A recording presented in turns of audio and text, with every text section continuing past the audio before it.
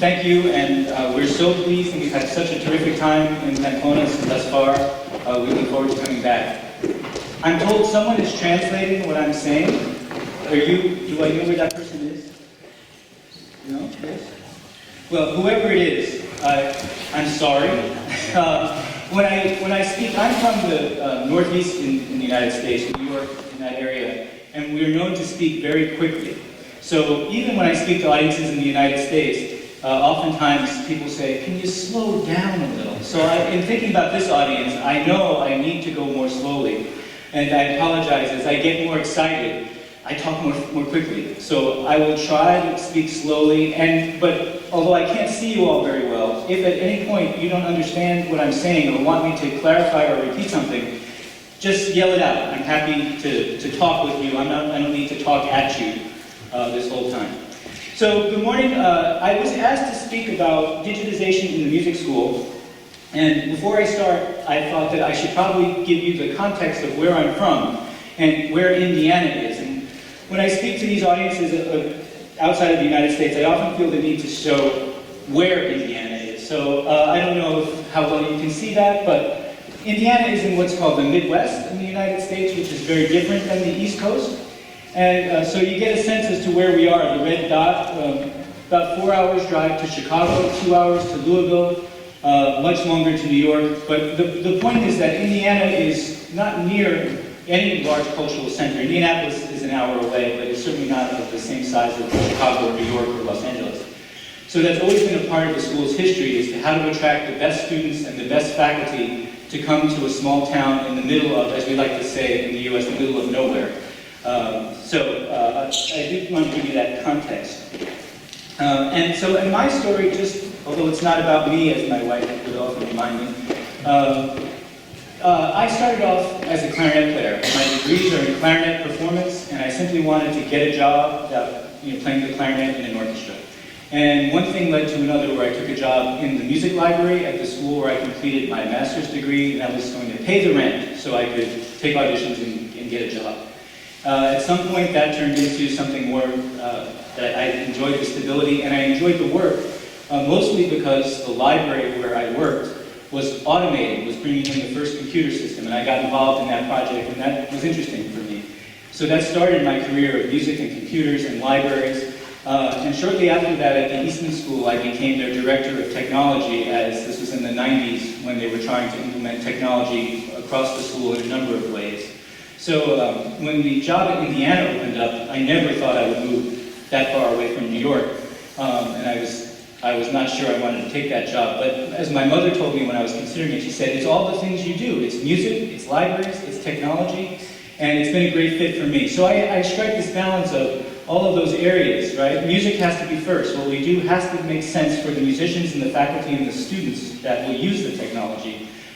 And of course, I have a strong sense of the combination of what we do in the library and then what we do with traditional information technology, how we put it all together. Okay so far? Am I talking okay? You're understanding? Yes. Yes. Gracias.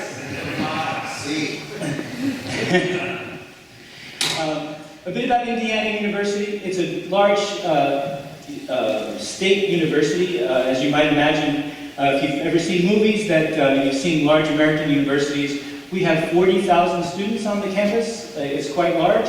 All of the things that you might think about, really it's got strengths in almost every area, from sciences to arts. And of course, athletics is a big deal. Basketball in particular. So Indiana is known for its basketball program. Just know that the university, which is really a terrific university, provides a lot of opportunities, especially as we think about technology projects, because we have a whole school of computer science.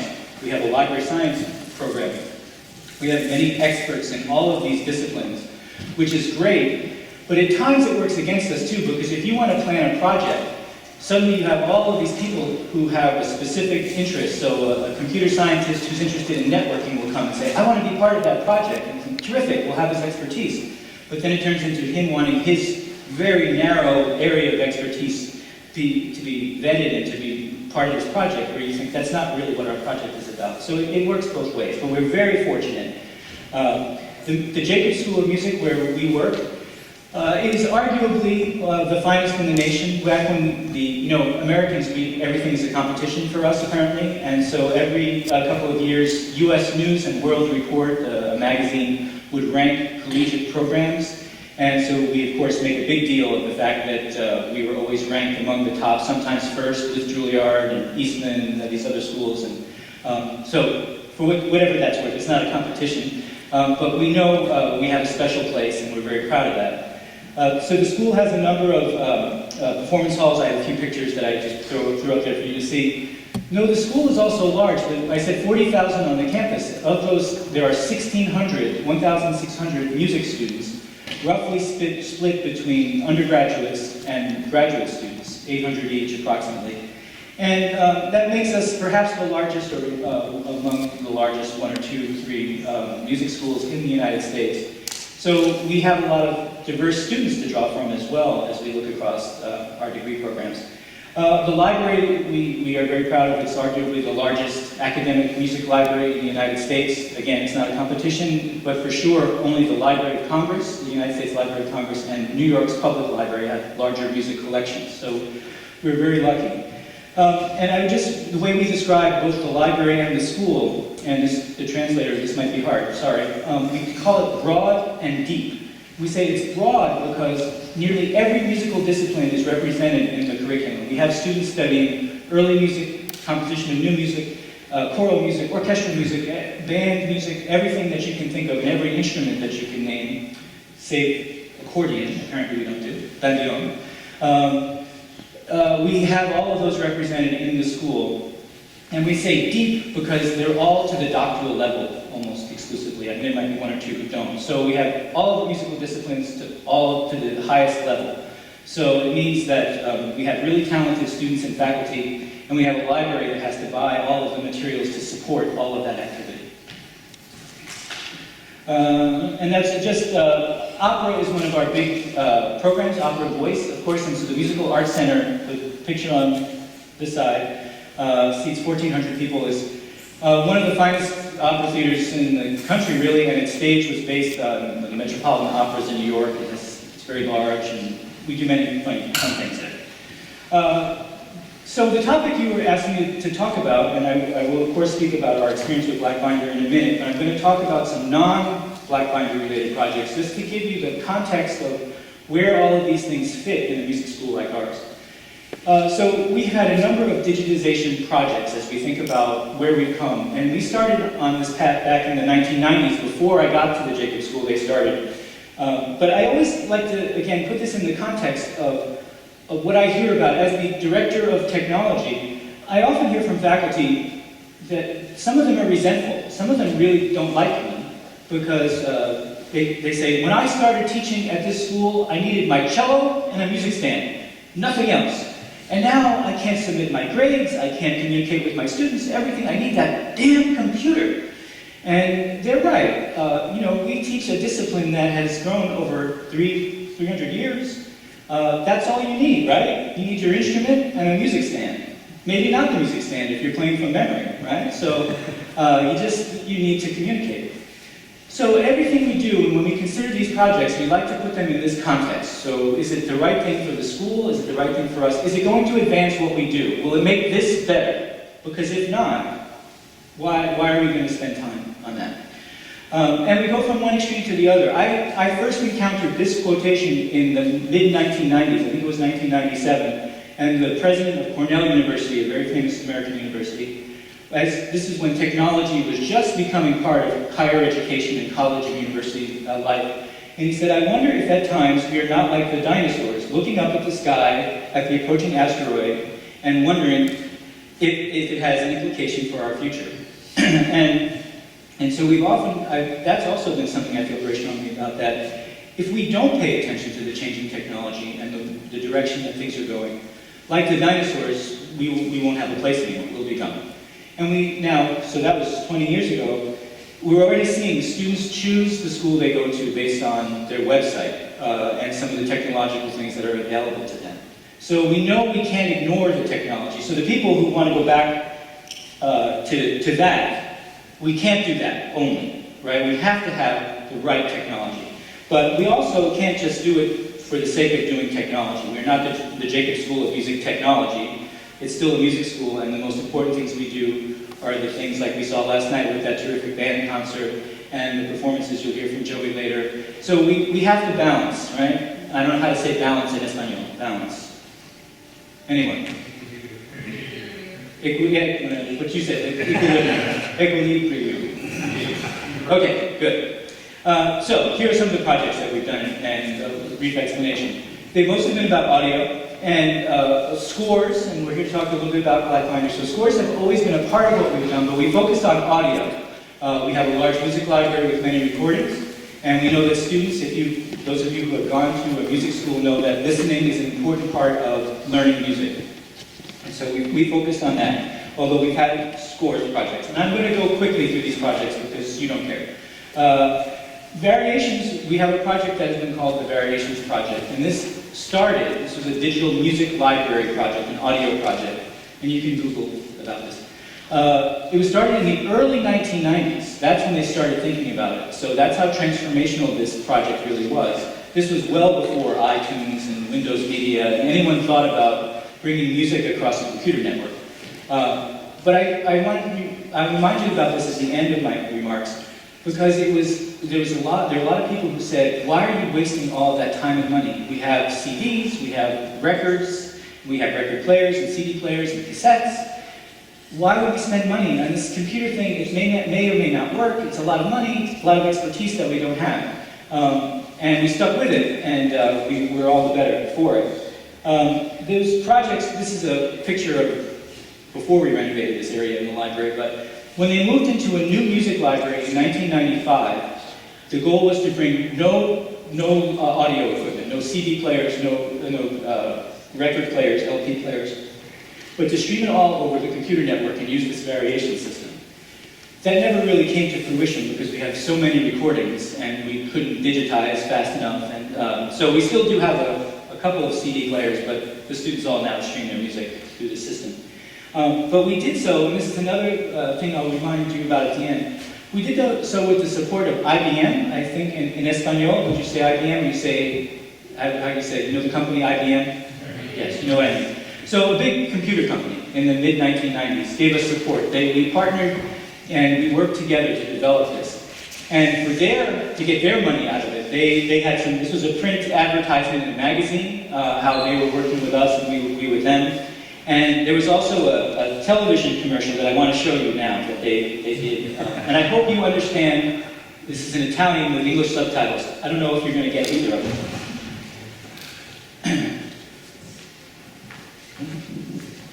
You still must click play. Sì, ho finito la mia tesi di laurea. Bravo, nonno. E su che cosa lavora? Improvvisazione nella musica di Bach, Dizzy Gillespie. Ho fatto tutte le mie ricerche alla facoltà di musica della Indiana University. Sì, la biblioteca della facoltà. L'IBM l'ha digitalizzato. Così con internet c'è solo musica quando vuoi. Sì, sono proprio bei tempi questi.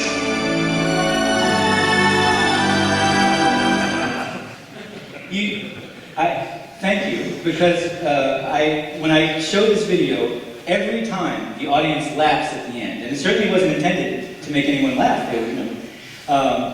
But I'm pleased that even to an international audience, you get it. It's hilarious, actually, because there was no way that the school could have digitized, or IBM could have digitized all of our scores and recordings. But this aired on national TV in the United States in 1997. And I wasn't there at the time, but they tell me that the library's reference desk, the place where people go for questions, got repeated calls saying, how do I access all of the scores and recordings of your fantastic library? I'm so excited. And the answer was, of course, most of them were not digitized. And even if they were, if you weren't a member of the Indiana University community, you could not get access. There are copyright laws and many other, at that time especially, technology issues involved in that. So it was all kind of a big lie. But we IBM and Indiana, we built something together there that has been lasting, that we're still using now, although in a new mode now, that I'll explain in a sec. But it was incredibly important. It was transformational for the school.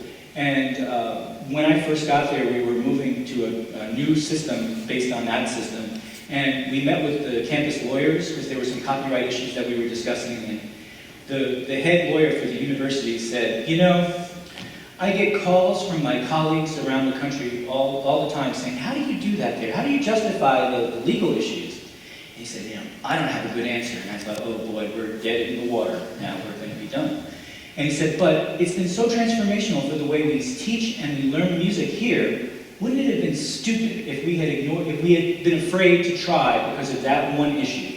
And we stuck with it, and now we have something that has been very meaningful for many students over 20 years, and continuing. So I'm not going to spend a lot of time on this, but it was an audio player. It ran on a computer system. Back in the day, it was a big IBM mainframe system with tapes that had a robot put the tapes. It was a long thing, funny. We quickly moved to something called Variations 2, which was developed with a $3 million grant from the National Science Foundation and part of the United States government. So we were able to hire programmers and developers to build it.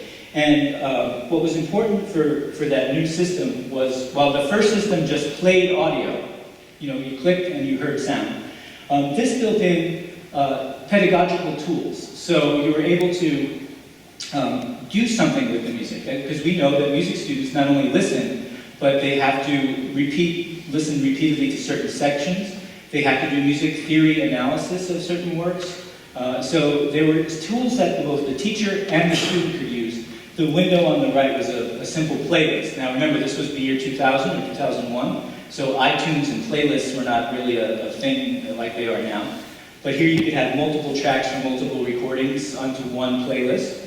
And then we could do things like test yourself. Those of you who went to music school, if you're old enough like me, you remember we called it a drop the needle quiz, where they put a record and they dropped the needle somewhere and you had to say what the piece was and answer some questions. Well, you could test yourself, and then you could do some theoretical analysis based on that audio file. You could segment and say exposition and development, and teachers could put comments in there, so students, as they listened, they could see what the teacher wanted them to listen to and for. I'm getting faster, aren't I? I get excited. I get very excited.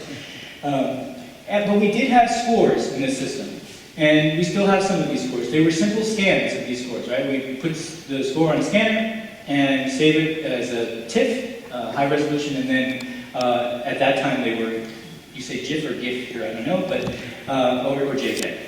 And so there's simple files in that system, only to be used in that system, which has been almost exclusively on a computer, not a mobile device. And, as we've evolved with technology, it's gotten complicated. You could annotate with very simple annotation tools, like drawing tools that you have in other applications.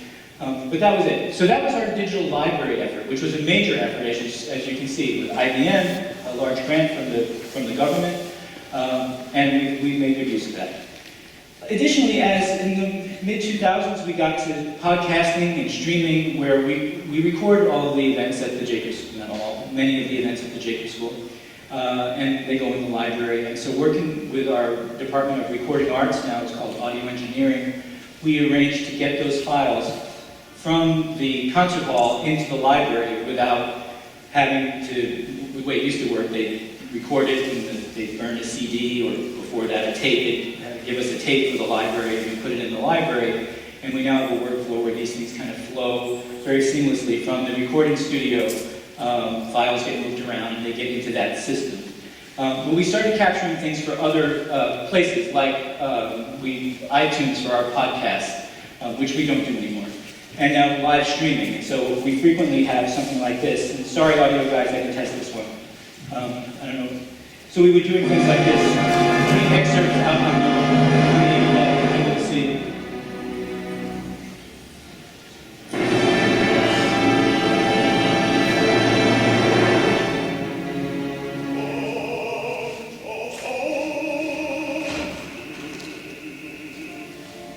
I don't waste a lot of time. We could watch the whole clip. just know that at the end, Don Giovanni goes to hell.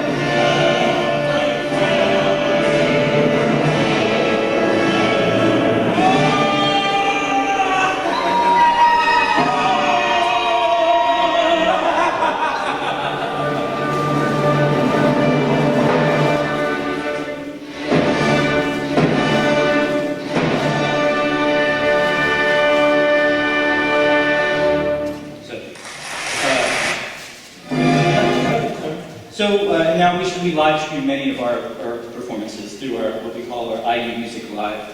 So this kind of technology, how we can bring these performances to outside of the school as well, which has been an incredible tool for recruitment of new students. Again, many students from around the United States. We have a representation from every state in the United States, not just in the Midwest area. And traveling to Bloomington can be difficult, so their ability to see, we can share with them, hey, Nick, tomorrow night there'll be an opera, you might want to check it out. They can see the quality of performance and understand that it's not just a big football or basketball school in the middle of the United States, but that there is true quality among the faculty and the students. And I'll just add that we've had a more recent, that variation system has developed as something called Avalon, just in case you're interested. It's open source and you could download it yourself. We developed that with several grants over the last few years to take that original system and make it into contemporary technology that is responsive for mobile devices and all of the things that you might expect today. And the way that plays out for our students, they can go to our online catalog and there's a URL you see if you want to watch, you click and it opens up our Avalon Media Player and they can watch the video. You see there's a link to the actual program that we've scanned, and we have there's a PDF, and then tracks. We spend a lot of time making sure that the metadata, I assume that translates exactly as you know it as metadata as well, that people can get directly to the second segment they want to listen to, not having to scrub through a 3-hour opera to find the aria they want to hear. So, okay, we're going to skip that. And so, scores.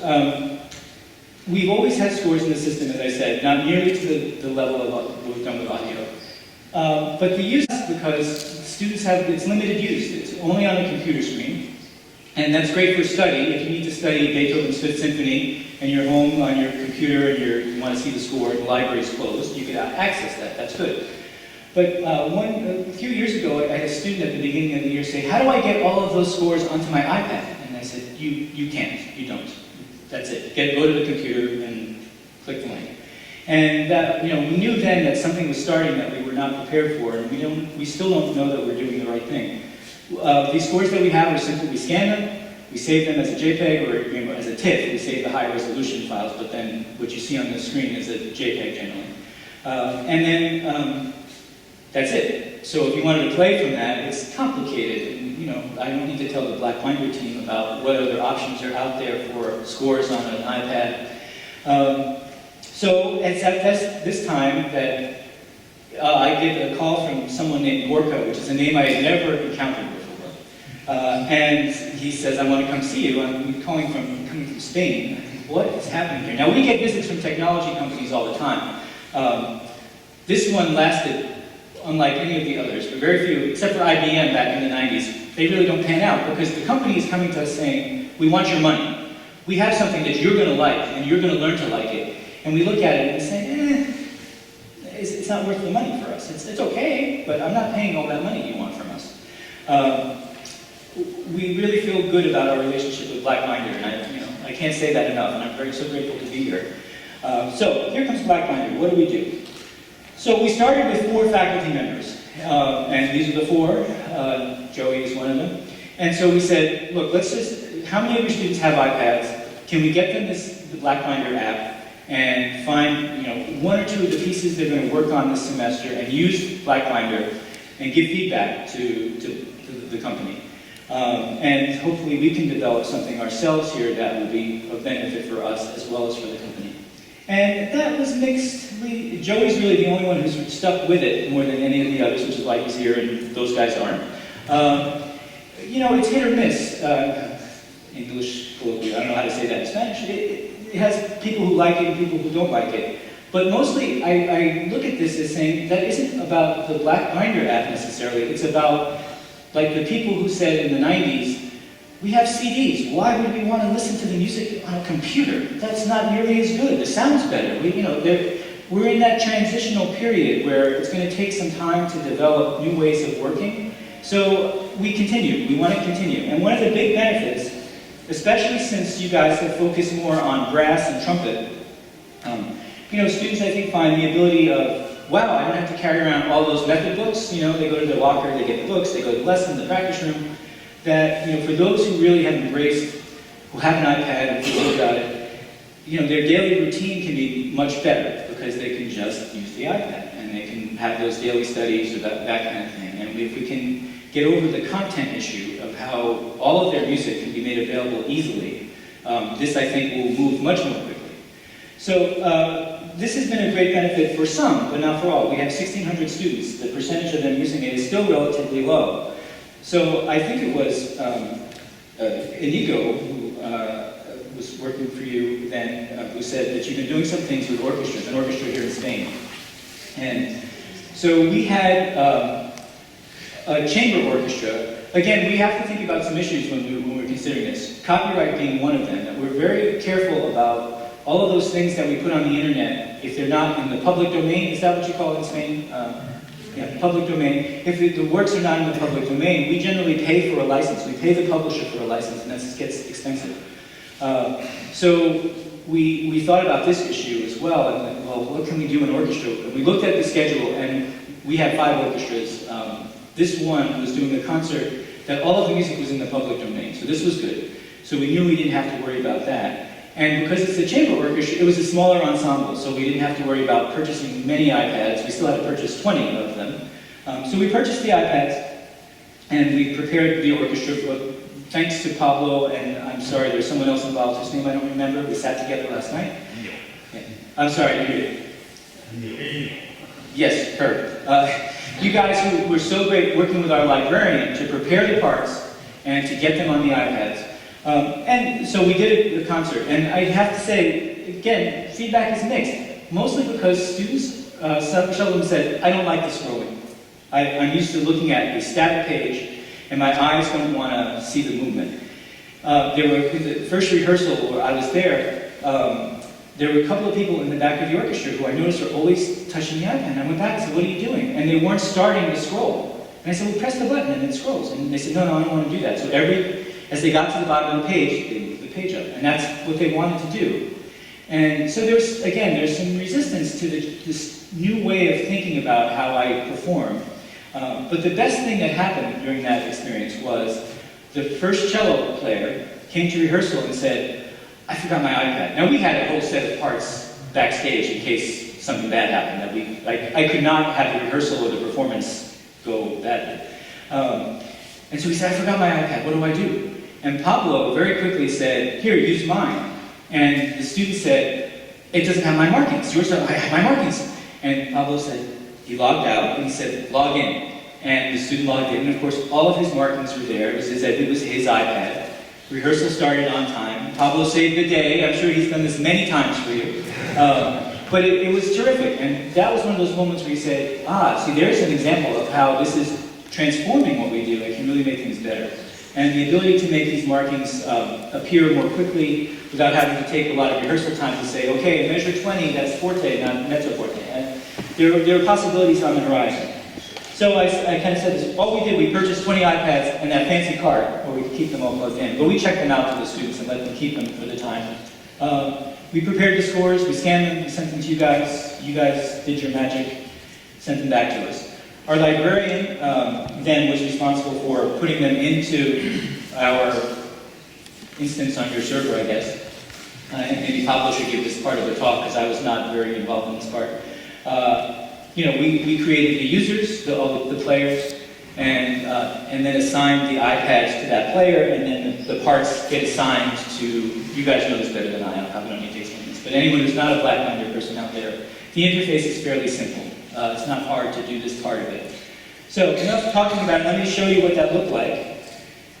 So here's a few excerpts from that concert.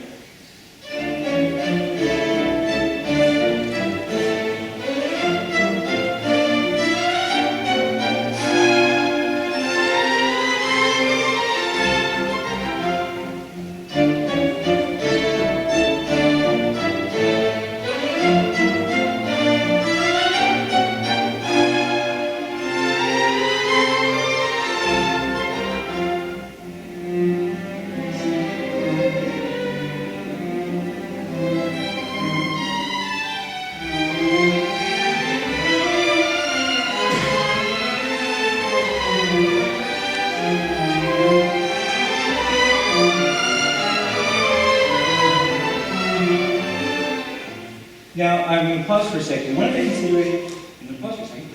the considerations that people had, you'll notice that except for the concertmaster, who is the faculty member, and this is being streamed and recorded, he's kind of a prima donna. We'll tell, I don't care. Alex, you know him. He, of course, had to have his own iPad on a stand to show that he was using this. But one of the considerations in these halls, when they renovated this building in the mid-90s, they wanted it to be a traditional concert hall. So technology has always been hidden, and this is part of our problem at our school. Like, we don't have audio. We've had to retrofit them all to get proper audio and things, because when they built the building, they didn't want to have technology seen. They wanted it to be the way it was 200 years ago. We give a recital, you walk on the stage, you don't have microphones, you do it.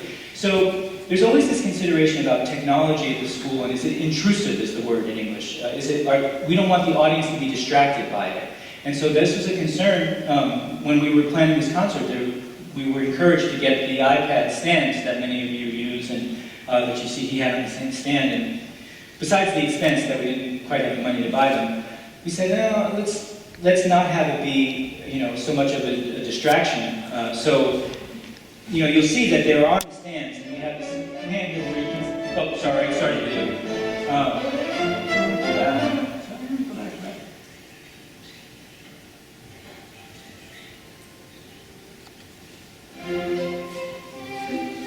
So you can see they're on the stands, but to the average person in the audience, except for the fact that I may have announced at the beginning that we were doing this concert with these iPads, it wasn't obvious that we were doing anything unusual. It was a traditional concert that they could enjoy. But the students and the members of the orchestra certainly knew that there was something additional happening here that was different. So I think we're on this transition. So that was in the fall of last year, and in the spring of this year, Joey did a performance. So he's going to tell us about it now. Okay? Gracias. So one of my jobs, I'm director of undergraduate studies, but I also teach trumpet. So I have a studio of just trumpet players. I also play in a professional trumpet ensemble called Trumpet Mundi. We have a large library. We now have 4 CDs of music that we have both written for ourselves and other people have written specifically for us. So I was talking, we did a conference call with, it was Sergio, Carlos, and Gorka, saying, well, what's next? What do we do? We've done with the orchestra, I'm working with my students, what else can we do? And came up with the idea of, well, what if I do a studio recital? I will do a recital with just my trumpet students playing trumpet ensemble music. And so what we needed, with the help of Phil and our technology department, those who did not have iPads already, we had them let from the orchestra concert, check them out. For my students, they liked that part. And then what I had to learn, which I didn't know what this was going to be, was how I could get the scores that I already had into BlackBinder format. So Pablo took a couple of afternoons for him, mornings for me, gave me a couple of very good lessons, and I found it very accessible. Very easy for me to both put the scores in, put the parts in, assign them to the students, and get them all out. I did all of this myself. I wish I had better video. We've got great video of this concert. I set up some video which mainly got glare. I'm sorry for that we don't have to share, because the concert, frankly, went great. So we rehearsed. I used my studio class time once a week. We would meet on Thursday nights. So we got together, emailed all the parts, everybody's got everything, came to the first rehearsal, set up much the same way, we just put them on the music stand, and we'll work this way. And some of these pieces, one of which, it's Birds of Paradise, I can't remember the composer now, who has already been in touch with BlackBinder. I called him and said, hey, this is my plan, I want to do my studio concert, we're going to be doing this thing. He goes, oh, of course, I know BlackBinder, we've been talking, I'm getting my scores. They're not all done yet. I said, I'm working on just 7. Because that piece for trumpet players is 7 pages long. Part of the difficulty in performing this piece live is, where do we put the 7 pages? Or even if you do, when can you flip and turn? So I thought, this is going to be a great piece for this. Came into the first rehearsal, the proper tempo markings, the proper thing, with, well, my conducting as best as that can be, but with good student preparation. And I'll tell you, the concert just went great, and the students had a very easy time, no problems working with this. It's very accessible, and in fact, what Phil is saying is exactly what I saw when we started talking about this a few years ago when Gorka first came. This is something that's going to make things easier for us. If all I have to do is go click, start, and now I don't have to worry about turning pages or anything I put in there anywhere I can access anywhere I have an iPad. This is going to make things easier for me as a musician, easier for my students. That's what I'm looking for, which is why we make that investment. And it has been that. So my students, after the concert, we did send them surveys, and I know they did not do great in their response. I have talked to them all individually saying, should we do this again, was the question I asked. And they said, oh, absolutely. So I'm looking at the fall, and I need to think about the music of how to put this together. Because I think what we're seeing is, especially in a performance venue, so much easier. What do? We open, we hit play, and then all I have to do is perform. And that's what we're looking for, and that's what I think BlackBinder's offering, that's where we're going. But it was an actual great experience for me and my students, and one I know we're going to continue. Thank you. Back to Phil. Thank you, Joe.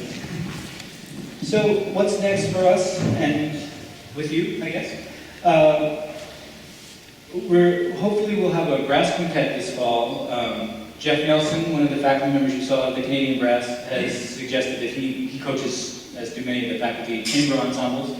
And he said that one of his quintets, brass quintets, we can have them use BlackBinder, and then hopefully there'll be some kind of activity. We're hoping that, and I can't say, an ensemble that Jeff is associated with will be performing in Bloomington sometime in the next academic year.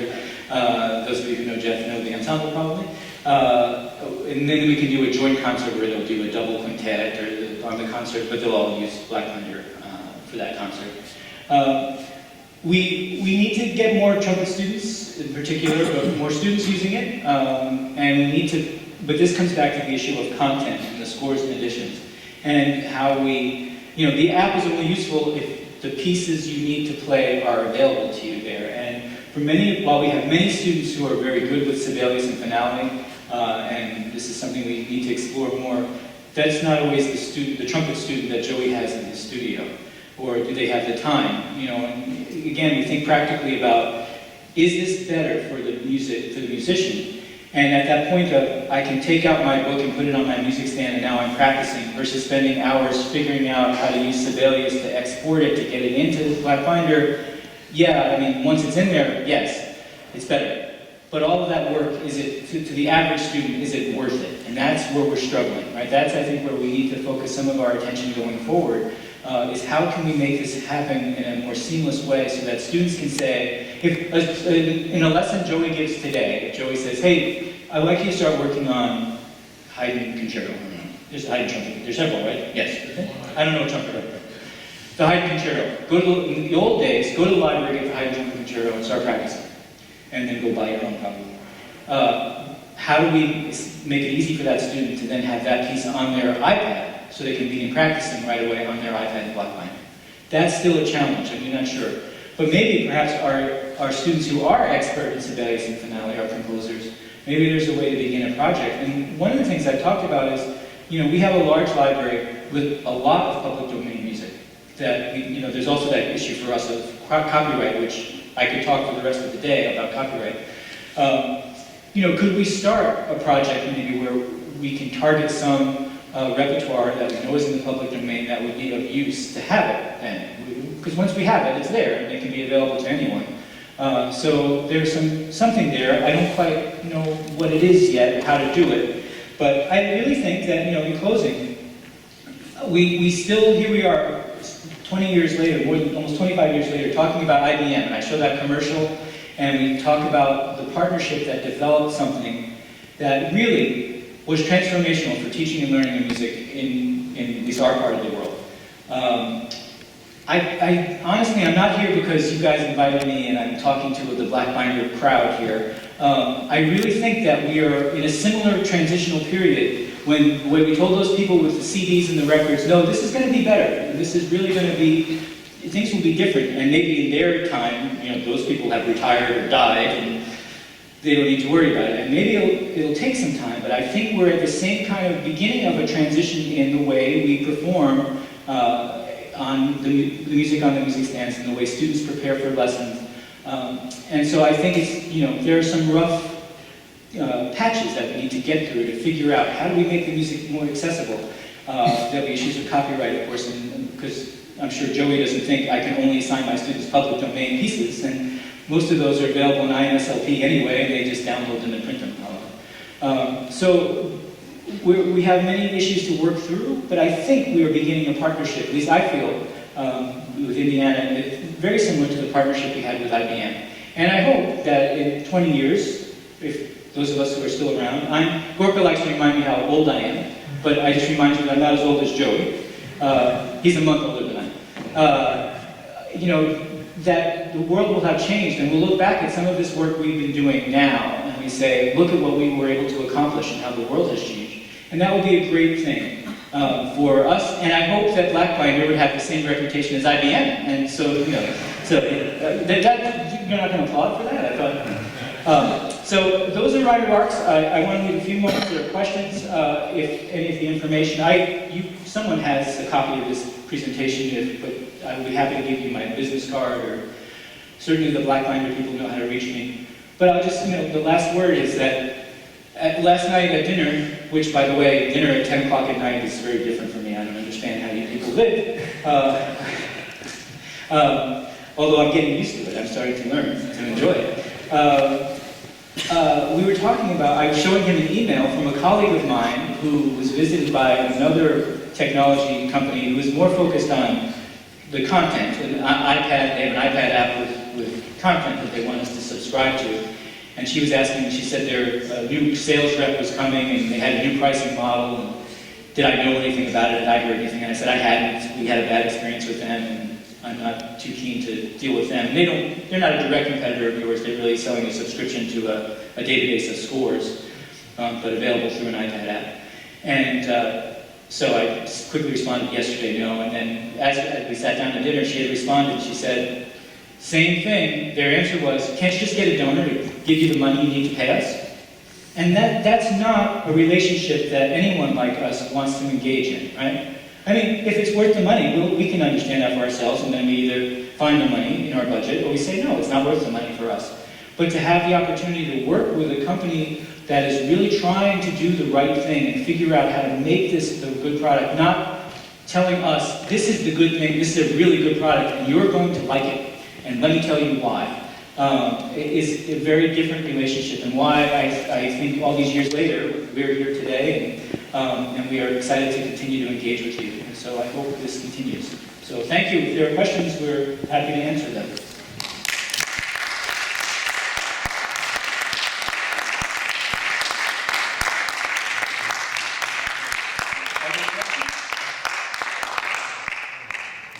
Did the translator give up?